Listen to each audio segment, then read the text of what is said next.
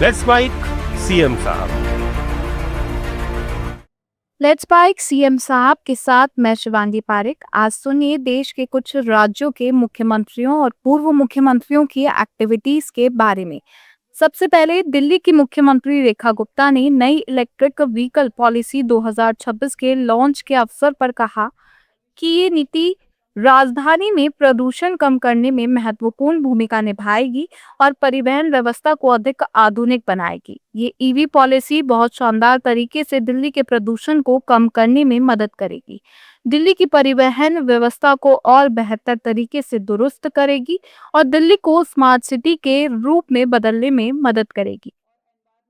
तो मैं ये समझती हूँ कि ये ईवी पॉलिसी बहुत शानदार तरीके से दिल्ली राज्य को अपनी पॉल्यूशन की समस्या को कम करने में भी मदद करेगी और दिल्ली की परिवहन व्यवस्था को और अधिक दुरुस्त करेगी। दिल्ली स्मार्ट सिटी के रूप में इसमें परिवर्तित हो पाएगी। मैं सच में बहुत बधाई देती हूँ हमारे ट्रांसपोर्ट मिनिस्टर पंकज सिंह जी को, हमारे पावर मिनिस्टर आशीष सूद जी को और एनवायरमेंट मिनिस्टर मजिंदर सिंह सिरसा जी को, जिन्होंने बहुत मेहनत के साथ एक एक पक्ष पे इस पे काम किया और साथ ही स्टेक होल्डर्स के साथ बारंबार मीटिंग्स करी। हर स्टेक होल्डर का जो कहना था, जो उसके सुझाव थे, इसमें इनबिल्ट किए गए और हर लेवल पे चर्चा करने के बाद इस ड्राफ्ट को हम तैयार कर पाए हैं और जिसे आज छत्तीसगढ़ में चल रहे तोड़फोड़ अभियान को लेकर पूर्व मुख्यमंत्री और कांग्रेस नेता भूपेश बघेल ने सरकार पर निशाना साधते हुए कहा कि उन्हें घर बनाकर देने थे और फिर उन्हें मिटाना था। सभी बातों को दरकिनार करके गरीबों को उजाड़ा जा रहा है। भाजपा की सरकार जब भी आती है तो वह बरसात में ही गरीबों के घर उजाड़ते हैं। कार्रवाई के नाम पर गरीब परिवारों को नुकसान पहुंचाया जा रहा है और उनकी बस्तियों को हटाया जा रहा है। सबसे पहली बात तो है कि उनके घर बना के देना था और उसके बाद उसे हटाना था। इस मामले में यहाँ के जो स्थानीय सांसद है उसका भी बयान आया है। तो सारे बातों को दरकिनार करके उन गरीब लोगों को उजाड़ने का काम कर रहे हैं, वो भी बरसात में। भारतीय जनता पार्टी की सरकार जब भी आती है बरसात में ही गरीबों के घर उजाड़ते हैं। सैडिस्ट हैं लोग, दूसरे की पीड़ा में बड़ा आनंद आता है, वो काम ये करते हैं। मुख्यमंत्री योगी आदित्यनाथ ने बरखेड़ा और बीसलपुर विधानसभा क्षेत्रों में लगभग 559 करोड़ रुपए की लागत वाली 67 विकास परियोजनाओं का उद्घाटन और शिलान्यास किया। इस अवसर पर मुख्यमंत्री ने कहा कि आज लगभग 600 करोड़ रुपए की परियोजनाओं का सौभाग्य इन जनपदों को प्राप्त हो रहा है। 55-56 वर्ष पहले बांग्लादेश से निकाले गए हिंदू, बौद्ध और जैन समुदाय के लोगों को पीलीभीत में पुनर्वासित कर नागरिकता प्रदान करना उनके लिए एक नया जीवन है। 600 करोड़ रुपए की परियोजनाओं का सौगात, यहां का उपहार इन दोनों विधानसभा और जनपद को प्राप्त हो रहा है और उससे भी बढ़कर विकास के साथ साथ अपनी विरासत को संरक्षित करने की इच्छा से आए हुए आज से लगभग 56 वर्ष पहले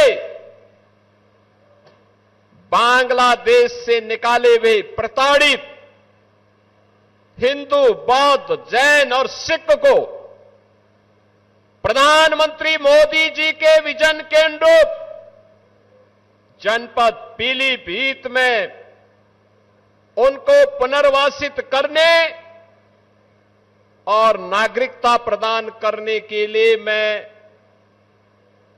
जिन लोगों को यह सुविधा प्राप्त हो रही है उन सभी को भी मैं हृदय से बधाई देता हूं, अपनी शुभकामनाएं देता हूं। ओडिशा के मुख्यमंत्री मोहन चरण मांझी ने स्नान पूर्णिमा के अवसर पर भगवान जगन्नाथ, भालभद्र और देवी सुभद्रा की पूजा अर्चना के बाद प्रदेशवासियों और विश्व कल्याण के लिए प्रार्थना की। मुख्यमंत्री ने कहा, आज पवित्र स्नान पूर्णिमा का त्योहार है। मैंने उड़ीसा और पूरी दुनिया के लोगों की भलाई के लिए प्रार्थना की है। हमारी सरकार एक समृद्ध उड़ीसा बनाने के पक्के इरादे के साथ आगे बढ़ रही है। उन्होंने आगे कहा कि जन सेवा और विकास के माध्यम से ओडिशा निश्चित रूप से समृद्ध बनेगा और वैश्विक कल्याण में योगदान देगा। आज पवित्र स्नान पूर्णिमा उत्सव है। इस अवसर पर हमको आज सौभाग्य प्राप्त हुआ महाप्रभु जगन्नाथ जी की दर्शन करने के लिए, और उड़ीसा का कैसे कल्याण हो, सारा जगत का कैसे कल्याण हो, इसी आधार पर हमने हमारा उड़ीसा लोगों के लिए भलाई के लिए प्रार्थना मैंने किए हैं, और निश्चित रूप से उड़ीसा को समृद्ध उड़ीसा बनाने के लिए जो संकल्प लेते हुए हमारा सरकार आगे बढ़ रहे हैं। उड़ीसा का जनता का सेवा और विकास अच्छा ढंग से हो तो निश्चित रूप से समृद्ध उड़ीसा होगा और जगत का भी कल्याण होगा। इसी आधार पर हमने महाप्रभु जगन्नाथ जी को प्रार्थना की है। उत्तराखंड के मुख्यमंत्री पुष्कर सिंह धामी ने चंपावत में कई विकास परियोजनाओं का शिलान्यास और लोकार्पण किया। मुख्यमंत्री ने कहा कि चंपावत रोडवेज स्टेशन पर 62 करोड़ रुपए से अधिक की लागत से आधुनिक मल्टी लेवल पार्किंग और शॉपिंग कॉम्प्लेक्स की आधारशिला रखी गई है। टूरिस्ट लॉज, पूर्णागिरी धाम और रीठा साहिब में नई पार्किंग सुविधाएं विकसित की गई हैं, जिससे स्थानीय लोगों और तीर्थ यात्रियों को बड़ी राहत मिलेगी।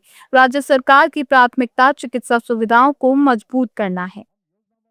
भाइयों बहनों, चंपावत केवल एक जनपद नहीं है, बल्कि हमारी आस्था, हमारी संस्कृति और सीमांत स्वाभिमान और असीम संभावनाओं का पहचान का क्षेत्र ये जिला चंपावत है। इसलिए हमारी सरकार ने इसके विकास को केवल कुछ योजनाओं तक सीमित नहीं रखा है कि कुछ योजनाएं शुरू हो जाएं, बस इसकी इतिश्री हो जाए, औपचारिकता पूरी हो जाए, बल्कि इसे उत्तराखंड का आदर्श जिला बनाने के लक्ष्य के साथ हम योजनाबद्ध तरीके से काम कर रहे हैं। आप देख रहे होंगे, आप जिस वर्ग के लिए कहेंगे उस वर्ग के लिए कोई न कोई योजना आ रही है। बच्चों के भविष्य की भी इसमें पूरा प्रबंध किया जा रहा है। विभिन्न मोटर मार्गों के निर्माण किए जा रहे हैं, चौड़ीकरण के कार्य किए जा रहे हैं। शहरों में जाम की स्थायी समस्या के समाधान के लिए आधुनिक multi level parking shopping complex यहां विकसित किए जा रहे हैं। राजस्थान के मुख्यमंत्री भजनलाल शर्मा ने राज्य में जल संकट और पलायन के मुद्दे पर बोलते हुए नर्मदा जल परियोजना का उल्लेख किया।